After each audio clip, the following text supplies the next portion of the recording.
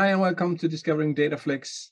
This episode is a special thanks to Mike Pete because he tipped me off of using constraint functions for my little problem I had with figuring out how to constrain the location in a previous video that you can see right here or in the comments down below.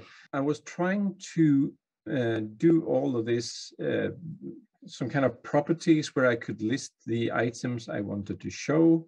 And then depending on how many items I had in my array, I had to do all these crazy, strange filters because I couldn't really do a SQL constraint because that didn't propagate down in the hierarchy, but these types of constraints do. So this time we're going to look at how we actually can do this a lot smarter with a constraint function. And here is our view, but we've messed it up a little bit. So we're going to try to get that working down here. So now we can see all the items in our different wardrobes, but we want to make this code a little bit easier to work with. So what I'm going to do is more or less just remove the entire constraint here, because we're not going to use this and we're not going to need these properties either. And instead of this, we're going to go to the location data dictionary. And we're going to add a constraint for location as, and then let's call this active locations. And we want to compare this to the location dot ID that we have here.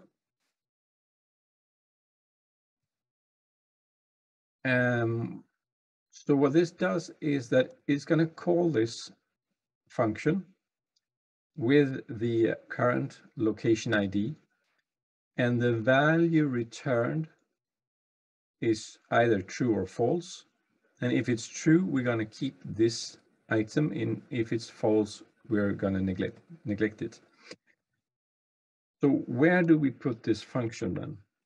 Well, I prefer to put that function right here and just have a ilog ID or something. But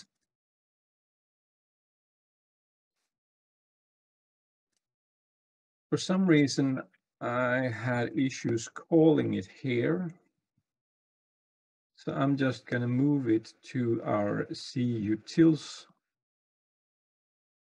property or class and paste it in here instead. And then we need to make it global. And here I need an integer array that I'm going to fill. I'm going to call that AI filter locations. And then I want an integer in if it's found. And here we can do whatever we like. We can look at the who's logged in and see which of the locations should this user have access to.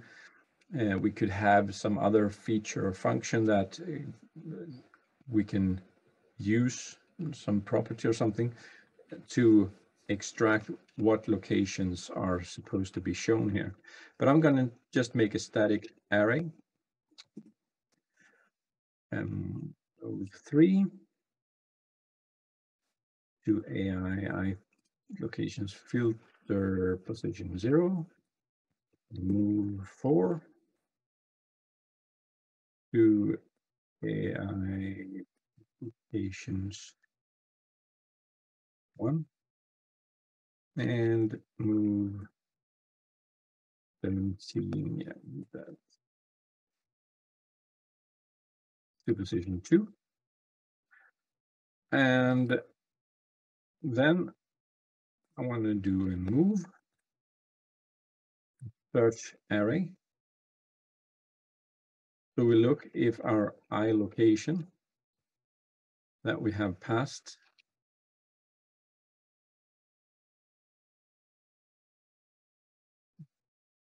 in an integer here. Yeah. I look ID and see if it's that, if that exists in our array.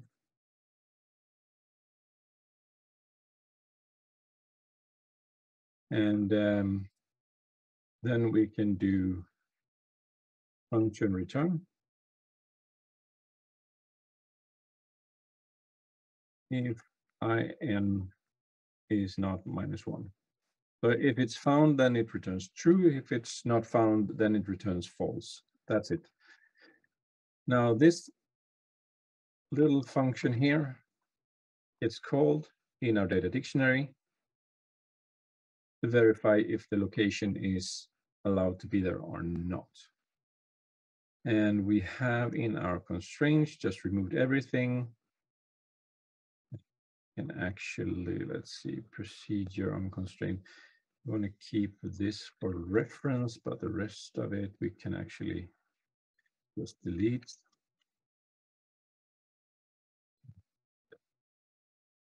We want to keep some of it for reference in the workspace so that if you get back here, you can see some of the things we did in the video.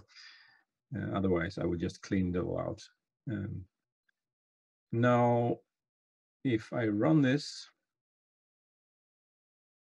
you can see that it still works, but we want to verify that it actually does work. So let's see if we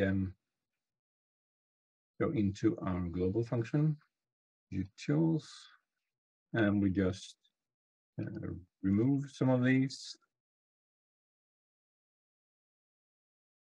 and run it again. And now we only got 3. And if we go into our data dictionary here and comment this one out, we should get all of them. And we do get all of them here. So that's perfect. Now let's see what we got. If we move that back in, we have our 3 items. And now we go and look in the location list. And we can see that we can only pick these 3 locations here. We can go down to the overview. We only have 3 locations here. And if we open this one, we get a bunch of locations. So we get all of them here. And if we go to item overview, let's see now, item. You can see down here, we get a complete list of items. And if we go in here, we get the default locations, and we go here and we get only those 3 locations. So when we move about here, we can actually see more. But if we go in here, we can only change between these 3. So we want to check out the item and see why do we get all of this in our items. Well, here we do have a constraint on the item, and we have a reference up to the location. But if you go into the item data dictionary, we actually have set the inherit constraint to false. So this is actually what is causing the issue. The default behavior is actually to inherit constraints. So let's see what happens if we remove that from our data dictionary. Go into the item again, and now we pick, and we can only pick from the items in the selected locations that we have. But what about the default location? Well, here you still can get all of them because these are not constrained by our location constraint. So if we want to constrain those, we would need to go into the default location data dictionary and add this constraint function here as well. Let's see, no, that was the lookup list in here. F7, and then add a constraint here that is similar to the one we have in our data dictionary. So we'll just copy that over here.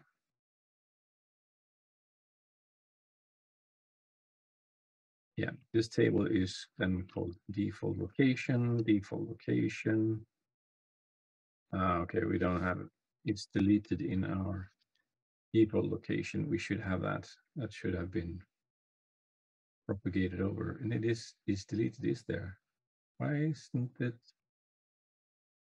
So the issue was that we had updated the location with the new is deleted column, and that propagated into the default location because those are pointing to the same table, but we haven't updated the definition in the definition file so that the compiler knew that this table had this new column.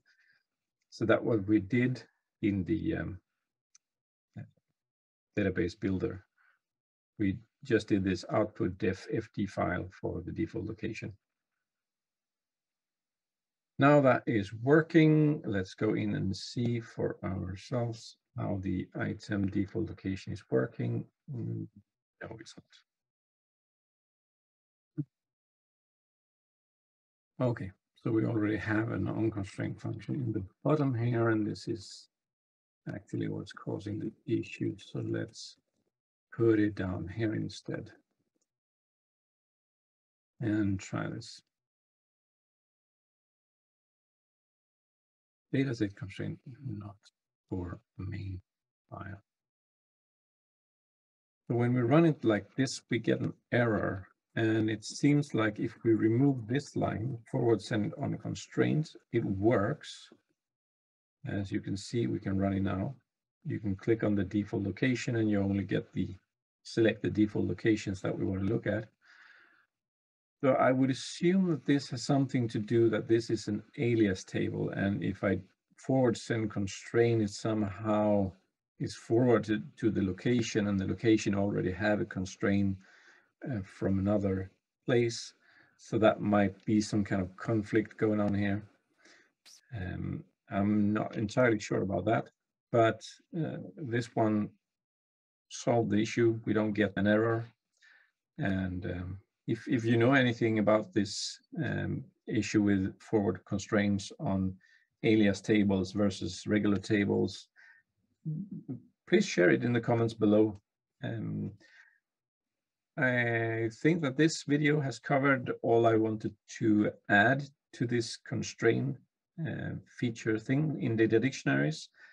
And with that, I would say that this is the last video about data dictionaries explicitly in this series, at least, that I will cover. So if you have any questions on any other topics that I've covered so far, or there is something you want me to dive deeper into, for instance, some of these different update, backout, deleting, creating, how you use them or something like that, then write in the comments below or send me an email at joyb@frontiot.com, and I'll have a look at it in the future.